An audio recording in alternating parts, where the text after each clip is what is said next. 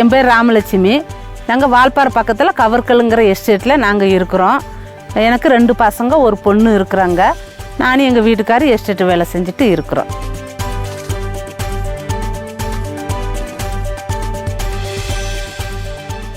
இருபத்தி 4 வருஷமாக எனக்கு சைனஸ் ப்ராப்ளம் எனக்கு இருந்துச்சு. காலை எந்திரிச்சதும் வேலைக்கு போகிறதுக்குள்ளே ஒரு 10 தும்மலாச்சும் போட்டுருவேன். தும்மல் எடுக்கும்போது எனக்கு நீர் மூக்கிலேருந்து அப்படியே தண்ணியாக கொடன்னு கொட்டிடும். எனக்கு அக்கம் பக்கத்தில் வேலை செய்ய எனக்கு கஷ்டமாக இருக்கும். நான் மட்டும்தான் எனக்கு இப்படி இருக்குமா அப்படின்னு சொல்லி நான் ரொம்ப வேதனைப்பட்டேன். டெய்லியும் தும்மல் போட்டுக்கிட்டே இருப்பாங்க.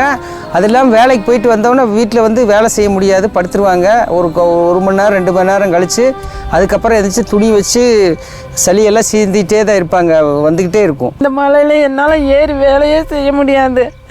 கொட்டுனா மூக்கில் அப்படியே பொதுன்னு ரத்தம் வந்துக்கிட்டே இருக்கும்.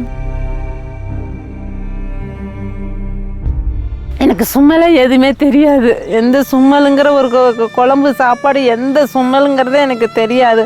ஒரு ஃபங்க்ஷனுக்கு போனாலுமே எனக்கு சும்மல் எதுவுமே தெரியாது. நான் நாக்கில் சாப்பிட்டு பார்த்தா தான் எனக்கு டேஸ்ட்டே தெரியும். தும்மல் எடுக்கும்போது மூக்கு தீயா எரி மிளகு பொடி போட்ட மாதிரி எனக்கு இதுக்கும் தான் எனக்கு ரொம்ப பயங்கர எரிச்சலாக இருக்கும். தகன்னு தீயா எரியும். வேலை செய்கிற இடத்துல நான் எப்போவுமே தனியாக தான் நான் உட்காந்து சாப்பிட, எல்லாம் கூட்டம் 4 பேர் 5 பேர் சேர்ந்து பகிர்ந்து சாப்பிடுவாங்க. நான் அப்படி சாப்பிடவே மாட்டேன். எப்போனாலும் சரி, வெயில் காலம்னாலும் சரி, மழை காலம்னாலும் சரி, எப்போனாலும் இந்த தும்மல் இருந்துக்கிட்டே இருக்கும். நைட்டு என் மனைவி சரியாக தூங்கவே மாட்டாங்க. எந்திரிச்சு உட்காந்துக்கு இருப்பாங்க. உட்காந்து இருந்துட்டு தும்மல் வந்துக்கிட்டே இருக்கும். தூசி பட்டாவே, ஒரு குழம்பு தாளிச்சாவே, ஒரு வீடு கூட்டினாவே எப்போதுமே இருந்துக்கிட்டே இருக்கும். என் மனைவினால் எந்த வேலையும் பார்க்க முடியாது. சமையல் வேலையில் நான் தான் பார்த்துக்கிருவேன். எப்போதுமே இந்த மூக்கில் நீர் வடிஞ்சதுனால நான் டவல் 2 துணி நான் வச்சுக்கிருவேன். அந்த 2 துணியுமே நனைஞ்சு போயிடும். நல்லதோ கெட்டதுக்கு எங்கே போனாலுமே தும்மிக்கிட்டே இருப்பேன். பார்க்குறவங்க என்கிட்ட பேசுறதுக்கு அருவருப்புப்படுவாங்க. சைனஸ் ப்ராப்ளத்துக்காக நான் ஆஸ்பத்திரிக்கு போனேன். போகும்போது உங்களுக்கு குளிர்ச்சியான பொருள் சாப்பிடக்கூடாதுன்னாங்க. நானும் அதே மாதிரி இந்த வாழைப்பழங்க, பழ வகைகள் எதுவுமே சாப்பிடவே மாட்டேன். தயிர் எதுவுமே சாப்பிடவே மாட்டேன். டாக்டர் என்ன சொன்னாங்கன்னா, இந்த சைனஸ்க்கு மூக்கில் ஆப்ரேஷன் பண்ணால் சரியாயிரும், ஆனால் திருப்பி வர்றதுக்கு சான்ஸ் இருக்குது, அது எனக்கு தெரியாது, நீங்கள் பண்ணிக்கிங்க அப்படிங்கிற மாதிரி சொன்னாங்க. ஒரு நாளைக்கு 4 மாத்திரை, காலையில் 4 மாத்திரை, சாயந்தரம் 4 8 மாத்திரை போடுவேன் நான். டாக்டர் சொல்லிட்டாங்க, இங்கே சாகிற வரைக்கும் மாத்திரை எடுத்துக்கிட்டே தான் இருக்கணும் அப்படின்னாங்க.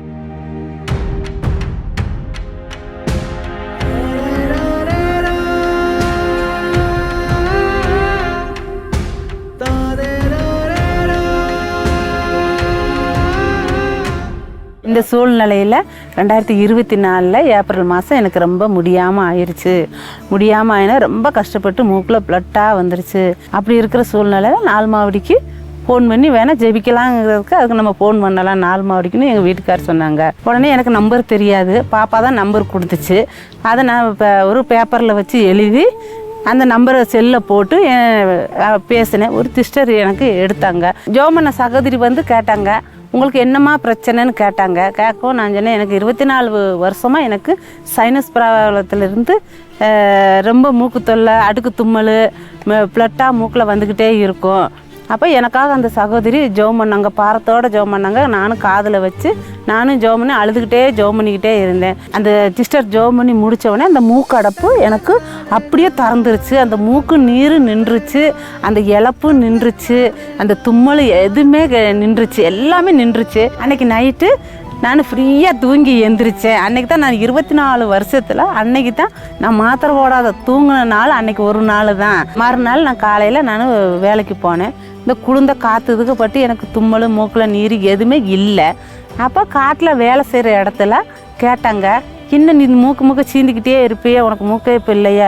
எனக்கு ஏசப்பா எனக்கு சுகம் கொடுத்துட்டாரு. 4 மாடி ஃபோன் பண்ணி ஜெபம் பண்ணதுக்கப்புறம் பரிபூர்ண சுகம் கொடுத்துருச்சு. நல்லா வேலை செய்கிற, எப்பவும் போல் இருக்கிறாங்க. அந்த மாதிரி சைனஸ் ப்ராப்ளமே இல்லை. இப்போ 1 வருஷத்துக்கு மேலே ஆயிடுச்சு.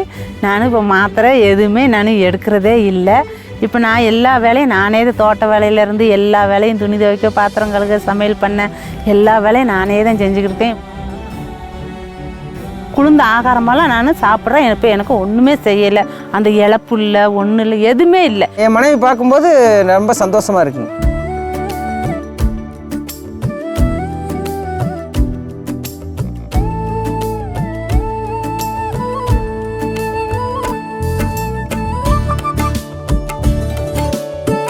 இருபத்தி 4 வருஷமாக எனக்கு இருந்த சைனஸ் ப்ராப்ளத்தில் இருந்து சுகம் கொடுத்த ஏசப்பாவுக்கு கொடான கொடி சோத்திரம்.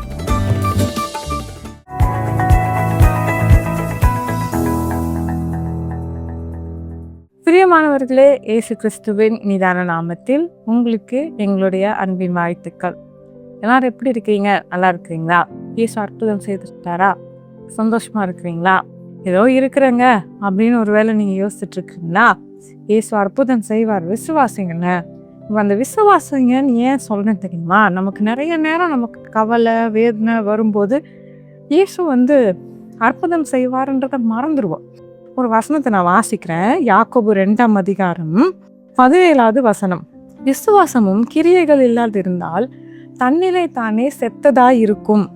அதாவது விசுவாசம் அப்படின்னா நமக்குள்ள கிரியை செய்யணுமா. வேதத்துல அன்னாளை பத்தி சொல்லப்பட்டிருக்கு. அன்னாளை பத்தி என்ன சொல்லப்பட்டிருக்குன்னா, அன்னாளுக்கு குழந்தை கிடையாது.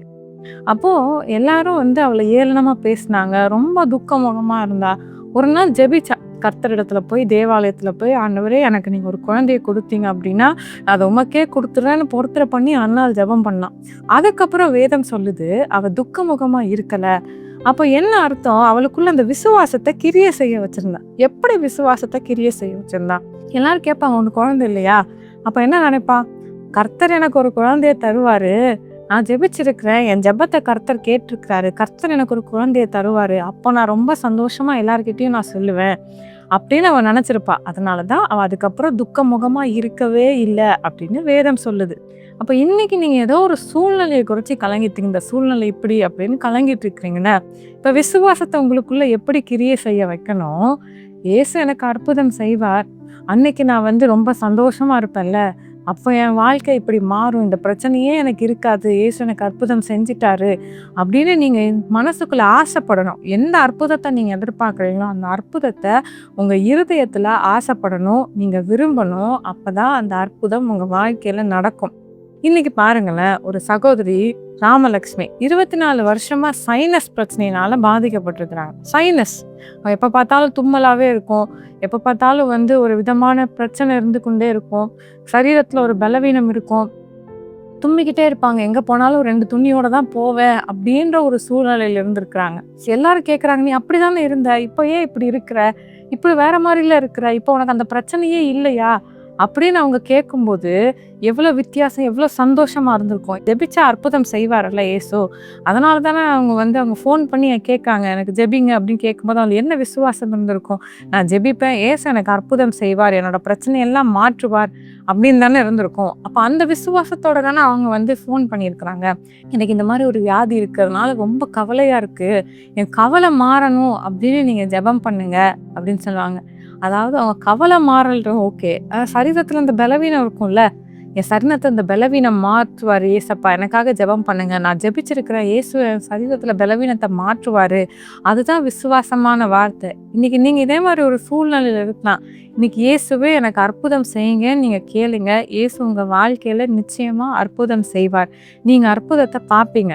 சரியா? நான் ஏன் சொல்கிறேன்னா, ஒரு சகோதரி ஒரு சாட்சி சொன்னாங்க. என்ன தெரியுமா சொன்னாங்க?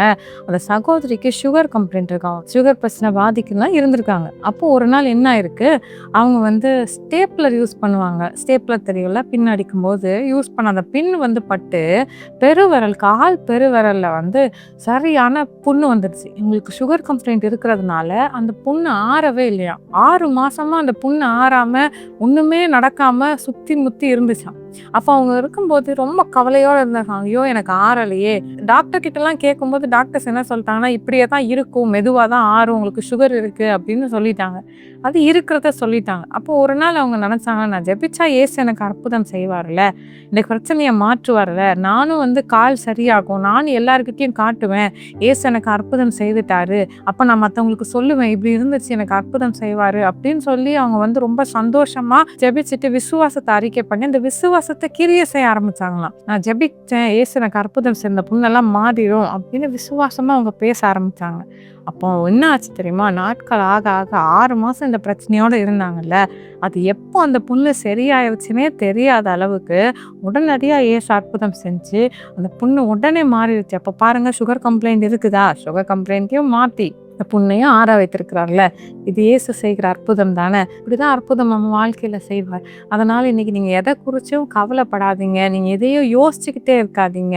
பிரச்சனையை இயேசுவால மாற்ற முடியும். உங்க விசுவாசம் உங்களுக்குள்ள கிரியை செய்ய நீங்க இடம் கொடுங்க, உங்களுக்கு அற்புதம் செய்வார் அப்படின்னு நீங்க விசுவாசிக்கும் போதுதான் அந்த விசுவாசத்தின் ஜெபத்திற்குரிய பூரணமான ஆசீர்வாதத்தை நீங்க பெற்றுக்கொள்ள முடியும். சரியா? இப்ப நம்ம ஜெபிக்க போறோம். நீங்க எந்த காரியத்துல பாதிக்கப்பட்டிருக்கிறீங்களோ, நம்ம ஜெபிக்கும் போது அற்புதம் நடக்கும். இருக்கிற இடங்கள்ல இயேசுவே எனக்கு அற்புதம் செய்யுங்கன்னு கேளுங்க. தகப்பனே, அப்பா, விசுவாசத்தோட அது ஜெபிக்கிற அந்த பிள்ளைகளுக்காக நாங்க ஜெபிக்கிற ஆண்டவரே, உங்களுடைய கரம் அந்த பிள்ளைகள் மேல வைக்கப்படுவதாக ஆண்டவரே. அப்பா, நீங்க அற்புதம் செய்யுங்க. அந்த பிள்ளைகளுடைய வாழ்க்கையில காணப்படுகிற அந்த பலவீனங்களை மாற்றுங்க. எலும்புகளுக்குள்ள ஒரு அற்புத சுகம் உண்டாகட்டும் ஆண்டவரே. நரம்புகளுக்குள்ள ஒரு மாற்றம் உண்டாகட்டும் இயேசுவே. ஒவ்வொரு உறுப்புகளுக்குள்ள, அவயங்களுக்குள்ள ஒரு பலன் உண்டாகட்டும் ஆண்டவரே. எல்லா அலர்ஜி பிரச்சனைகளையும் நீங்க மாற்றுங்க. மரித்த நிலைமையில இருக்கிற எல்லா உறுப்புகளும் ஆண்டவரே உயிர் பெற செய்யுங்கப்பா, செயல்பட வைங்க ஆண்டவரே. டயாலிசிஸ் பண்ணுகிற அந்த பிரச்சனையை இயேசுவே நீங்க மாற்றி போடுங்க. புது பலனை நீங்க கொடுங்கப்பா இயேசுவே. நீங்க அற்புதம் செய்து கொண்டிருக்கிறதற்காக ஸ்தோத்திரம் ஆண்டவரே. கண்கள்ல பாதிப்புகள் விலகட்டும் ஆண்டவரே. காதுகள் தெளிவா கேட்க நீங்க உதவி செய்யுங்கப்பா. எல்லா அலர்ஜிகளையும் நீங்க மாற்றுங்க. ஃபிட்ஸ் பிரச்சனையை நீங்க மாற்றி போடுங்கப்பா. பிசாசு போராட்டத்தினால பாதிக்கப்பட்டு இருக்கிறாங்க, டிப்ரெஷனால பாதிக்கப்பட்டு இருக்கிறாங்க, தூங்க முடியலன்னு வேதனையோடு இருக்கிறாங்கப்பா. இந்த நேரத்துல எல்லா கட்டுகளும் இயேசுவின் நாமத்தினால தெரிப்படுவதாக. இந்த நேரத்துல ஒரு அற்புதம் நடக்கட்டும் ஆண்டவரே.